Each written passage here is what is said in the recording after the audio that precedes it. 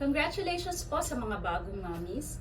Magandang araw. I'm Dr. Hannah Akda Banatikla, an OBGYN dito po sa Global Medical Center of Laguna. Nandito po ako ngayon para makipag-usap sa inyo tungkol sa breastfeeding. Alam kong lagi po ninyong nadidinig na ang breast milk ay ang pinaka-perfect na gatas para sa inyong sanggol. Ngunit marami pong nanay ang nalilito at nabibigyan ng mga maling impormasyon tungkol sa breastfeeding. Maraming mga tanong tulad ng paano ko malalaman kung sapat ba ang gatas ko sa aking sanggol? Kailangan ko ba ito dagdagan ng formula milk, doktora? Mas healthy ba talaga ang breast milk kesa sa formula milk, doktora?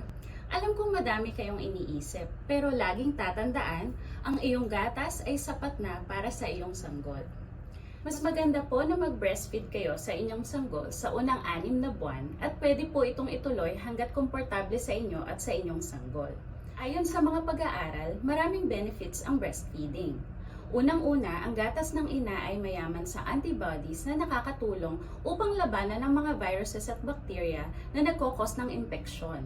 Ito ay nakakatulong para mas konti ang pagkakasakit ng ating mga sanggol. Naiiwasan din ang mga ibang mga sakit like childhood diabetes and childhood obesity kung paiinumin natin sila ng gatas ng ina. Marami din itong benefits para sa nanay tulad ng nababawasan po ang risk of ovarian and breast cancer kung tayo ay nagpapasuso. Nagkakaroon din ng bonding ang nanay at ang sanggol through skin-to-skin contact. Tandaan, mas matagal kang nagpapasuso, mas maraming benefits para sa iyo at para sa iyong sanggol. Ang Global Medical Center of Laguna ay sumusuporta sa breastfeeding. Kung kayo po ay may katanungan, ang mga doktor at ang mga staff na nandito ay handang umalalay sa inyo para sa inyong breastfeeding journey. Lagi niyo pong tatandaan, walang makakapantay sa gatas ng ina.